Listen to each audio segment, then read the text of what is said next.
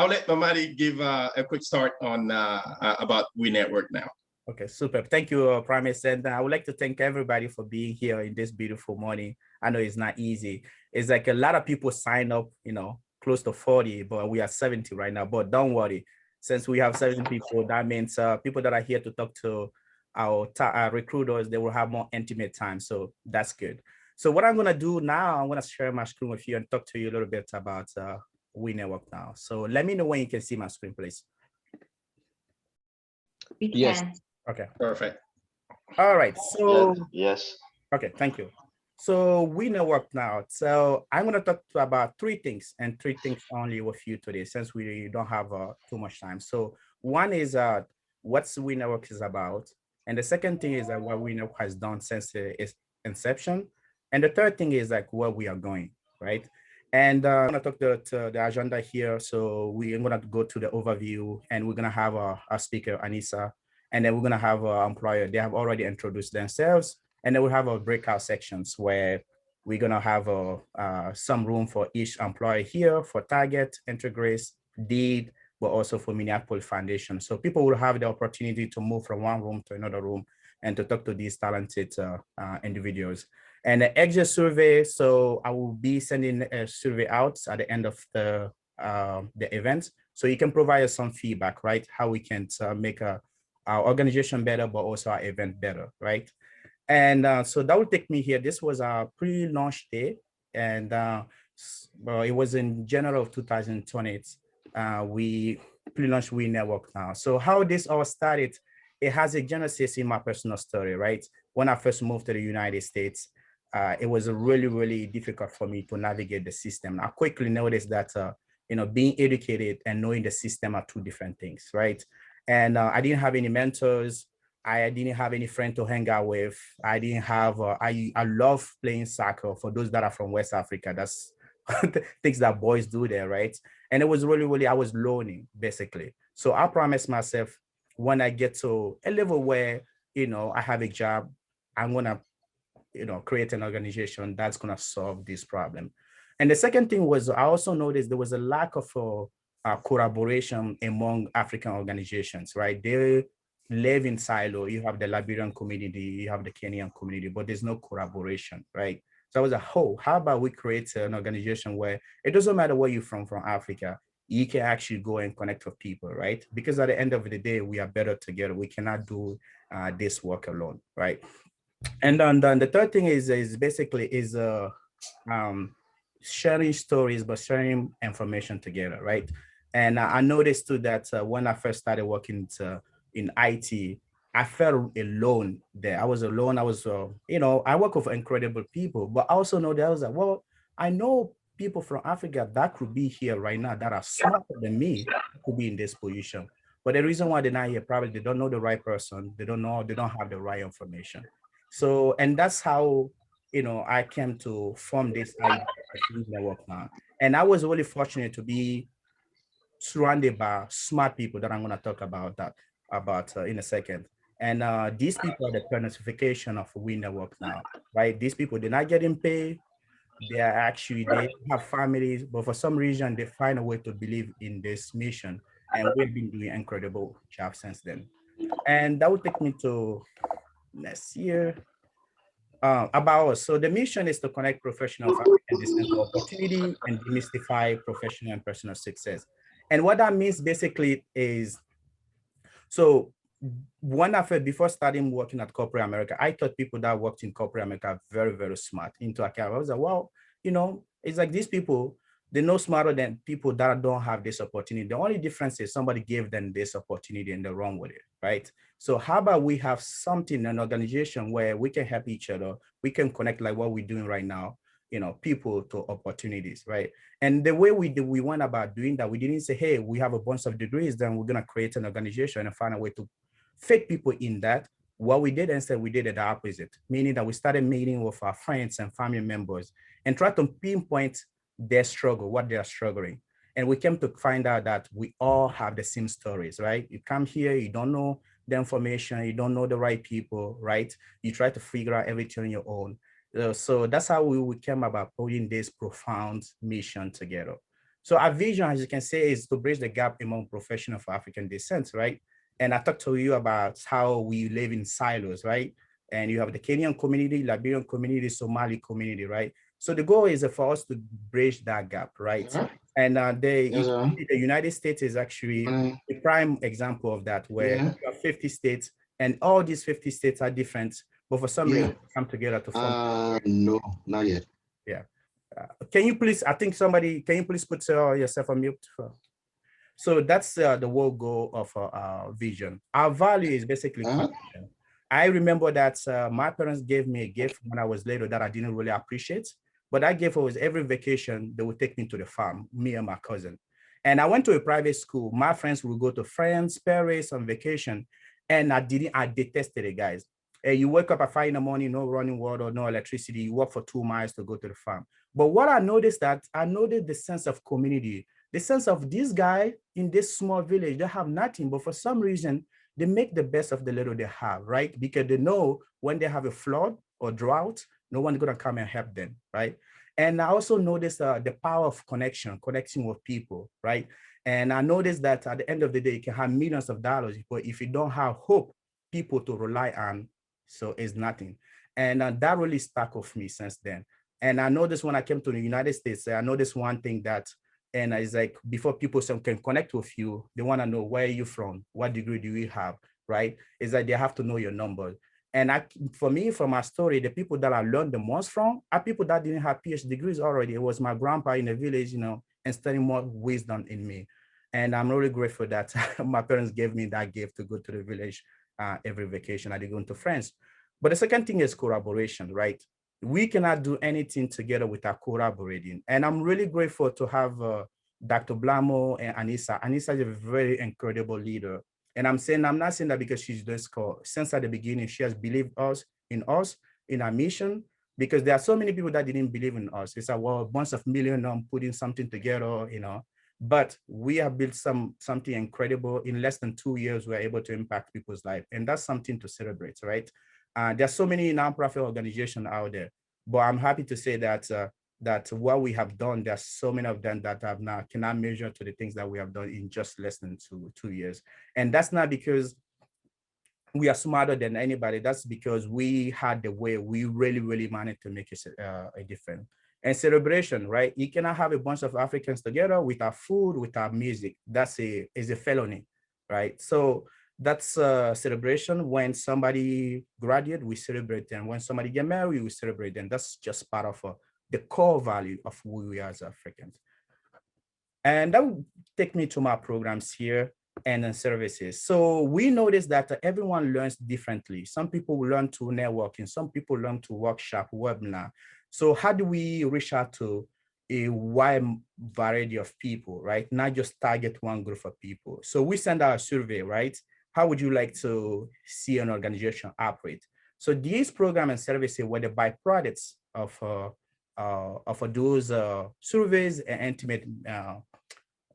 intimate meetings, right? So networking events, we already have many networking events already. We had a workshops. This is our third or fourth workshop now. We had many webinars, and we're really happy and thrilled to have our first speaker, which is Mr. Wisdom, very talented individual that has been also supportive of our mission. And we also noticed that we needed a podcasting, right? Oftentimes our story are set in the lenses of CNN, Fox News, and all of that, right? It's like, I went to school, I had food on the table, I went to private school. So how can I tell my story to another person from Nigeria or from Kenya or Cameroon, right? We all have different stories, right? But oftentimes what I see that our story are told by other people. So I was like, how about we have a podcasting system where we can not only share our stories among ourselves, but also tell our stories to other people, right? Instead of our story being told by other people that didn't even live on the African continent. So that's the purpose. We're still working on that. We don't have any podcasts out yet, but hopefully we'll have some soon. The mentorship, this is actually really near and dear to me. I believe everybody in the world should have a mentor, because you cannot really develop as a professional, even on the personal level, without having some guidance from somebody, right? And we are really grateful that we were able to put a mentorship together. We have a student ambassador for Mankato, St. Cloud, and then the UFM, right? And we are mentoring this, and it's going very well. So, and that would take me here to our success story. We are registered nonprofits. We had 6 networking events, 4 webinars, 2 workshops. We have recruited 6 mentors, and we have had already over 100 hours of mentorship sections. We have 1 corporate sponsorship that I'm going to talk about in a second. We also have the 2 nonprofit partnerships. All right, this is where you can find us. You know, we are on these social media sites, and this webinar is going to be available on YouTube. So for those of you who wishes to share this webinar with your friends, you can go to our YouTube. If you have not visited us on our website here, please do so. We do believe this is our personal opinion. This is one of the best, user-friendly website out there. Look at that, it's just beautiful. And I'm really happy that I was able to collaborate for talented people to put this great website together. So you can go if you want to donate, if you want to be a mentor. By the way, Promise is going to talk about the mentorship in a second. And this at the event that we had lately. Goes to tell you that we have been busy working. And this is our team here. I'll talk to you about that in a second. And this is the testimony from our members. And this goes to tell you that how much we have been busy working. And we have our sponsor here, Minneapolis Foundations. And I'll talk to you guys about that in a second here. I'm going to hide this guy, go back to my presentation. So that's that. And with that, I'm going to talk about our team here. So our team was on the left here. Afu Kofi, Awat, Elom, Czech Drame, Medo, Afoni, Yannick Jaka. These guys are really, really true leaders, right? So when I say true leader, I don't mean just the title. These guys, they're not getting paid to do any of this work. For some reason, they believe in the mission of WeNetworkNow, and they come every day with the full conviction to make a difference. So thank you, guys. It's thanks to you guys we have this great organization together. Thanks to your support, your trust, and all your hard work. But I also would like to thank our friends as well. Anissa, I mean, I cannot say much. Anissa is an incredible human being, a great leader. Also, Dr. Milfa Blamo has been really supportive also of our mission. It's thanks to her that Minneapolis Foundation has become a sponsor. So thank you. Emily Free, she's a former director of recruiting at Target. She has been great. And Leah Pfeiffer also, they couldn't make it today. So thank you to these guys. And with that, I'm gonna hand it to Mr. Promise. Thank you for this great presentation. Yeah, for sponsors, we have Minneapolis Foundation. So when you see them in the street or you come across anyone who works from there, just say thank you to them. Even if they don't know why you're thanking them, just say thank you for doing such a great job, because somewhere the vibration will come and will bless us more. In addition to that, well, what else do we have as a sponsor? Good, we have a 501c3. We put effort, we give hours. At the same time, when we want to touch other people, when we want to expand, we need support. That's what I was saying earlier. Only human beings help human beings. So we have put together a small package with different levels of sponsorship. It does not mean that if you have $2, you cannot donate. I would take it. It won't go in my pocket. We'll work with it. But we have 3 types. We have the gold one, which is $2,000 or more. What we're going to do with it, it will be clearly explained. We have projects that we are in the pipeline, and those funds will be used to support those projects. The second one will be the silver sponsorship, which is $1,000 or more. So it will go toward some activities as well as we have it on the screen. And the final one will be the bronze sponsorship benefit, which is $500. So if you find it in your heart and your pocket allows you to do so, come and support. But even if you don't reach the total amount of $500, $1,000, or $2,000, even if it's $5, Just imagine. I was watching something yesterday where a man put together the child support, the last child support that he was supposed to give to his ex-wife. I mean, for the child, he went out of his way and make changes of quarters, not dimes, up to the whole amount, and he brought a trailer, dumped that money on the floor. What the woman did was she took that money and she collected the whole money. The ex-husband was doing it as a sign of revenge, of anger, of frustration. But that woman took that money, went to the bank, and then got the check out of those dimes. And what she did with it, she went and donated to an organization that support women who have been abused. Can you imagine, just by talking about it, it just gave me a goosebump, how someone has transformed someone's ill intentions into something great.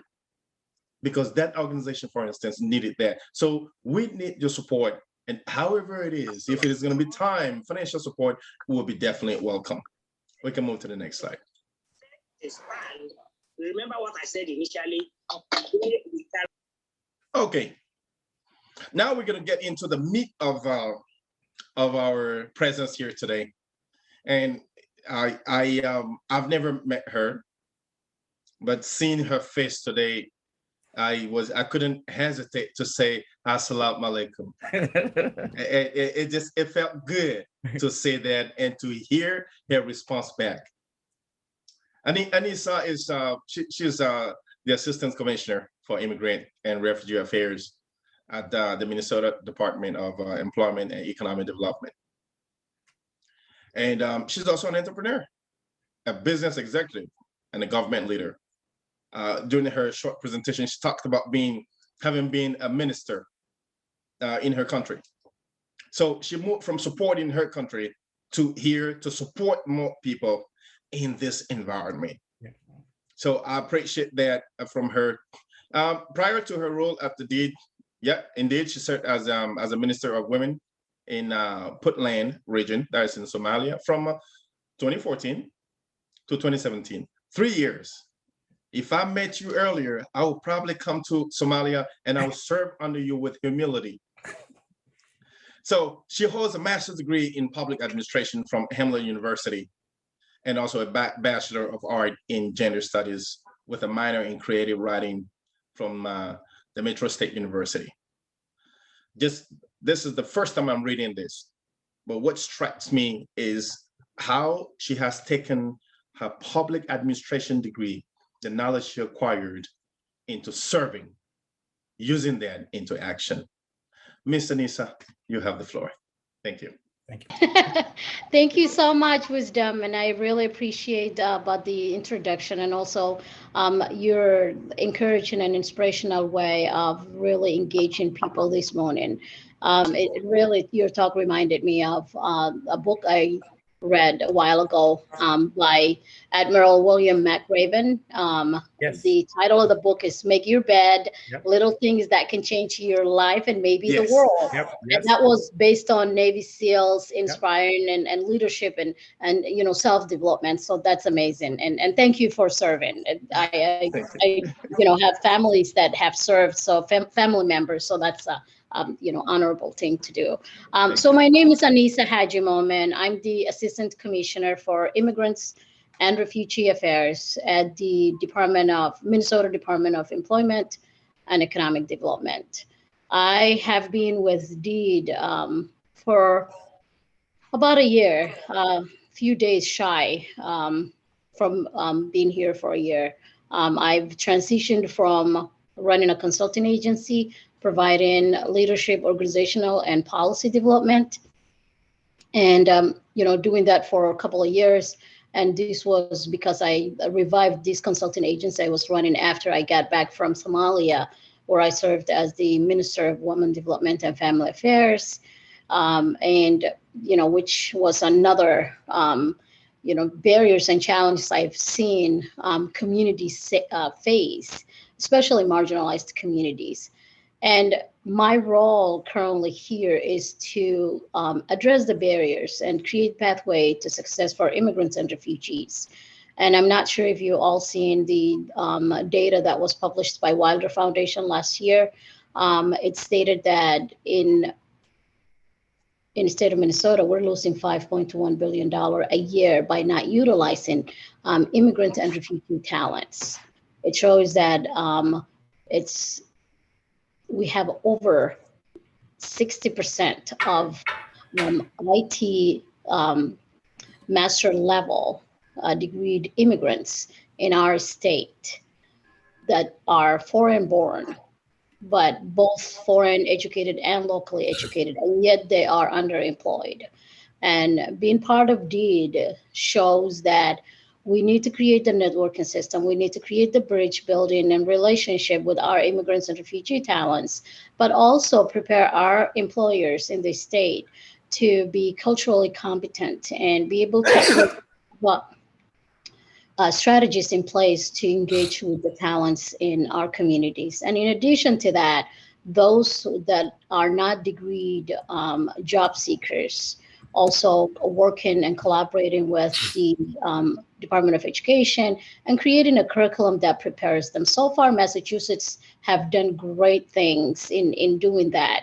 So that's one of the things I'm working on. That way, then if somebody doesn't really speak English well, but they can still work, to be able to prepare them to have the at least enough language skills to help them gain the employment position that they seek.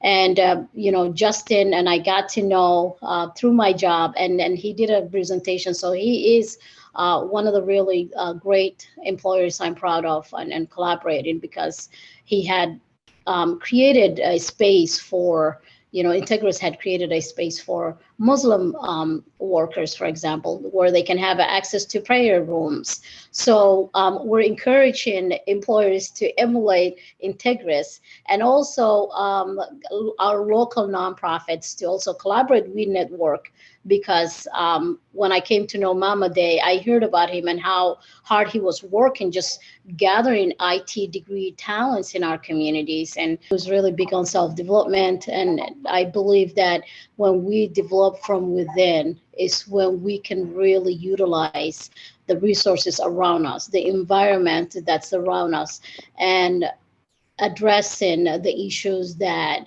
we as human beings face while dealing with the differences that we all have and finding a way to come together. It's very interesting that I'm at DEED, because I was always interested in seeing how social and policies can actually, and programs can help people face the challenge that they're facing. And when it comes to helping marginalized communities such as immigrants and refugees, I've realized by joining the state, there is another side of the story about immigrants and refugees, about their resilience, about how they come here, about how they are striving to do their best to contribute to the society, to be citizens that wish to leave legacy, like many that have come before them. And I remember, I was born in Somalia. I came with my family here in my early teens. This is where I went to school. And going back to Somalia, I felt at the time that that's where I belonged. And serving as a minister, to be honest, I felt, although I was part of my community, especially where my grandfather hailed from, it still felt like I was an outsider. And I realized it's not just where you were born that's the home. Home is where the heart is. Home is where you have people surrounded around you that you share commonalities with. And when I came back, I had totally different set of ideas and change of life's perspectives about where we're at and what's happening in our lives. And that's how I revived my consulting agency to help small businesses and nonprofit agencies that were run by immigrants and refugees until I joined DEED. And upon joining DEED, I realized a lot of state leaders and legislators are not really aware of what's happening within our communities, immigrants and refugees, the talents they have, what they're going through to really navigate through the system, and the importance of having a platform to come together with them and have a dialogue. And that's how I reached out to Mama Day through LinkedIn when I heard about his story and how he had helped fellow immigrants that were educated and finding difficulties in finding employment. So, and at the time I was working with our career force director, Lori Jantopoulos, who we were coming up with a strategy that will help hire BIPOC communities, and particularly for immigrants and refugees. Many times speaking English, it's not just the language, but also understanding the customs and traditions, understanding when people talk with you, how to go about things. And I say this because when I went back to Somalia, people were talking in Somali. Yes, I could understand, but some of the customs and traditions I did not understand. It took me almost a year to understand how people were addressing each other, the better way, and what not to do and what to do. Imagine, I was born in Somalia, not particularly that region, and I speak Somali fluently. At least I would hope so, I do. But still, I was having a hard time blending in, having just a regular conversation, let alone serious one. So imagine somebody who's coming here, starting a life, going to school, working, supporting their family, but also still supporting loved ones back home. There's a lot of burden. And when somebody doesn't understand our culture here and how things are done, how to apply for a job, for example, how to, put resumes together, and also selling yourself. Those are some of the difficulties I've seen our talents face. In collective societies, it's not common for somebody to sell themselves. It's rather disrespectful. So they would rather have somebody talk for them. And here, the individualistic lifestyle and culture, you would have to sell yourself. Otherwise, if you don't do it, who's going to do it? I've met a woman with 3 masters in IT, business administration, and public health informatics. And guess what? She just recently passed her dissertation exam. And she's having a hard time finding a job. And she said, is it because I'm an immigrant? Is it because I have an accent? Is it because I'm, 50 plus woman, old, years old? And I looked at it and I said, you actually don't even need to go get doctoral. You are so qualified. You can hold any job within your field. And it shows on your resume that you have been working and gaining experience for over 10 years in this field in what you studied. What you need to find is the right employer that will understand you. And that's where we ended up having the conversation. What is going on? How can we, with Indeed, partner with nonprofit organizations, with small business owners, with consultants, with large corporations that will gain the experience or have an approach to engage with talents like that woman I met? Because if we think when we come here, the way to succeed in the United States is to have a degree, but when you have the degree and yet you can't find the right job, it's extremely very frustrating. And also for people who have to provide for their families. So the pandemic really brought out a lot of issues that people were not talking about, and the disparities that exist within our communities. And just seeing what Mama Day is doing, connecting with others that are now part of this meeting today, and just listening to the issues then I started having a platform called Immigrant and Refugee Affairs Forum. I hosted once a month. So I said, I'm gonna, you know, find a way to highlight the state's resources to the immigrant and refugee communities, community leaders, community members, advocates, and create connection and network. Because I feel that even though our talents have the degrees and the skills and experience to be employed and have a sustainable wage income, the issue is that there is a disconnect between them and the networks that they need to have. And that's why I really support WeNetworkNow and the great work that they are doing. And to be honest, you know, I always remind our communities when I'm talking with them, if you're running into challenge, don't think you're the first one. You're not the first and you're not going to be the last. You know, by growing up here, I, you know, went to school and still I was told, you know what, I wanted to be a writer. And I was told, you're not going to be a writer. You don't write shit, excuse my French. So you may want to do something else.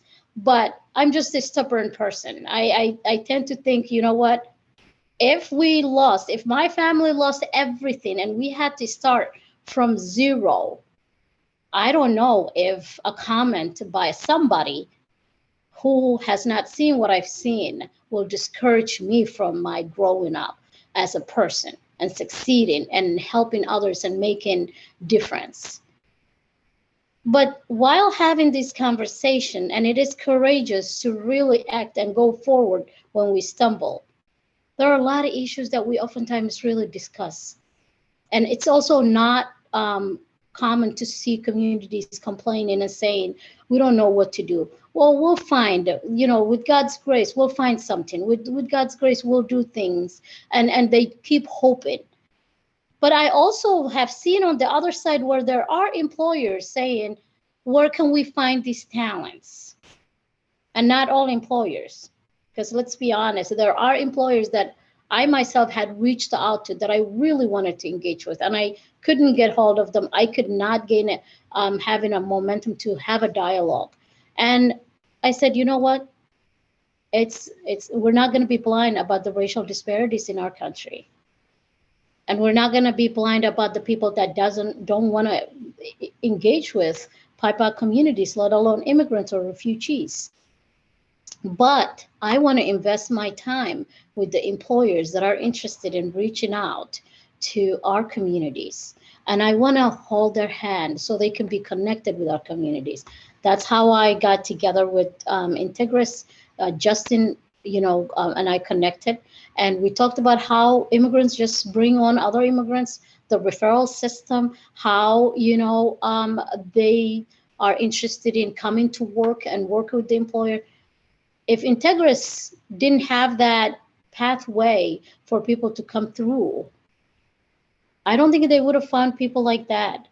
But also because they have Justin too, luckily, who is well-versed in the field, who is aware of what's happening, who's experienced, who have seen it and understands the importance of having diverse and you know, cultural, you know, people, culturally oriented people that are coming from different backgrounds. And with that, I feel Integris stands for one of the best examples to be emulated. And there's Target. I've heard really great stories about it through Mama Day. And I feel that I want to help employers like Integris and Target. I want to help them amplify the approach that they're making to hire our talents in our communities. And that way to help lessen the gap in between job seekers and employers seeking job, employees. So, of course, at the state level, we do face challenges too in engaging with employers and also job seekers, finding ways to create that holistic approach that will bring both sides together. And I want you to know I'm here to really work with anybody, because it's not only immigrants and refugees that are facing. It seems that all Minnesotan job seekers that can fill in all open positions I want to help them. I want to be an advocate for them. Because when we fill in all these positions, what it means is that our state will grow economically. We will recover from the economic losses we faced because of the pandemic. And it will take all of us, our efforts to put together to address these challenges. And like Wisdom was saying earlier, it's not about the position, or it's not about what you know, but what you do with what you know.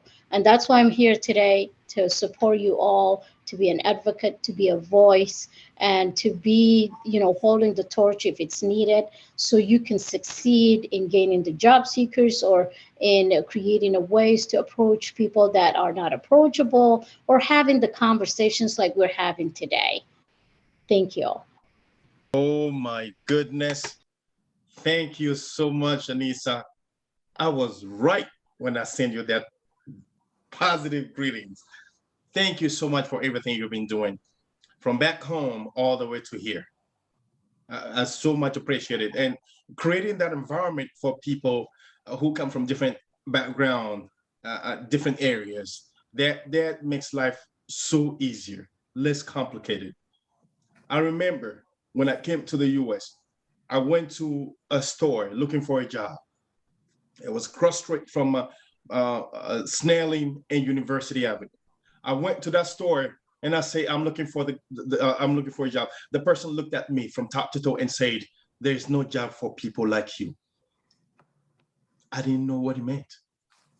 It brought me to tears. Even as I'm reminiscing that time, it's been what, 15 years ago. There's no job for people like you. What does it mean? And the worst thing, it was, he pointed his finger at McDonald's and he said, "Just go over there, they'll be able to hire you." I didn't know much. I walked straight to McDonald's and say, "I'm looking for a job." I was so broke, I didn't have a dime in my pocket to even buy food. I was hungry. The manager looked at me and felt my pain. She gave me food for free. She says, "Sir, you don't have to pay." I couldn't even express myself in a crystal clear English. I was struggling between my dialect and French. It was hard. In the same time, I was looking for a job, trying to find something to do to feed myself and feed people who are relying on me. There was a lady who says, "Oh, come on, I'll help you get a job." She took me to a house. There were a bunch of people that were actually selling drugs. They were preparing the drug sachet to sell. And they asked me to do it. I said, "No, I can't do it." And without paying attention, they jumped on me. I had the strength, but I was not strong enough to fight all those people. I was stopped and left in their basement for that. I didn't know how I managed to come out of that house in the middle of the night, and I ended up in the hospital. But through it all, through all those experiences, I know that if we are united, if we create a platform for people who do not speak the same language, if we acknowledge the differences and know that the difference that we have can also turn out to be a common point, we will create a world where everybody is going to thrive and grow without the need of being submitted to any powerful forces. It's all about power. It's all about dominating people, that we find ourselves not just as immigrants, but everybody find himself or herself struggling here and there. If we create the environment, just the environment for people, for all background, from all background to thrive, I'm so confident in this universe that more things, more vibration, more positivity will come and flow, where my kid can run out without any problem. Somebody's kid can run to me without any problem. I have a friend, he's Caucasian. His daughter called me Uncle Wisdom. I took the daughter, we went to the Mall of America because I just bought a car. "Oh, Uncle Wisdom, I want to ride in your car." We went to Mall of America. And as we were shopping, she's 14. She would run at me and just hit me in the back. Pa! I was smack her. We just be playing like kids. And there comes this lady. "Girl, are you okay? Is he bothering you?" And the girl says, "No, he's my uncle." So the woman was shocked to see a white girl calling the black man, he's my uncle. She pulled out her phone and dialed 911. In a matter of seconds, police showed up. But you should see how that girl reacted. She cursed every police officer and everybody around, and she gave them a lesson. I was just looking at her. She says, you guys have no idea. You are the racist one. You are the one with the problem. I'm playing with my uncle. Does he have to come from the same family? She's 14 years old, educated, those adult people. If we can play our part, I'm pretty sure that the environment is going to be better. People will thrive better. And when we look at each other, we will not see fear, but we will see curiosity. What can I learn about dairy? What can I learn about Salif? What can I get? How can we exchange? How can we prepare an environment? Because either we want it or not, diversity is here to stay, because the world has been created by a force and has been created from different areas with different people living on the same earth. And he said, I can't thank you enough for what you're doing. Yeah, she is. We are going to move into breakout rooms. We'll have four rooms. I highly encourage everyone to join the groups. Ask questions, be inquisitive. Remember, it would take just one question to change life. But ask questions not from what can I get from you, but from how can I be of a service? How can I be used? How can I add value to your company? And in exchange, they will share that with you. And when the time comes, hey, Derry, if we spoke a few days ago, I'm looking for support. What do you think? Oh, no, right now we're not hiring in your area. But guess what? I know someone who knows someone who has known someone. And finally, you get a job. And if you see Derry tomorrow and her kids, her husband, her family, everybody, you look in her eyes, you say, ma'am, may the universe bless you for blessing me. So we will go in the breakout room and then we'll continue the conversation. Thank you, Mr. Wisdom. Like I was not expecting less than that. I know that she was good. Thank you for that powerful story. Thank you so much. So to add to it, so we have 4 breakout rooms, one for Targets, one for Deed, and one for Minneapolis Foundation, and one for Integris. So, and this was done by design, right? So some of us, not everyone wants to work for corporate America, right? So we have 2 companies for corporate America, one from the government and one from the nonprofit world, like Primus say. So make sure that you go to each room. Like even right now, if you're not interested in working for a nonprofit, but talk to them, ask them questions. Like Primus say, it takes that one question, right, that answer to change your life. So make sure. So I'm gonna open the room to everybody right now. Make sure that you can move from one room to another room as you wish. And then at the end, you can come back to Primus to provide your feedback if you wish, or you can leave. So, and then at the end, we're gonna be sending out survey questions. All right, so I'm gonna stop. So this is where I'm gonna stop the recording.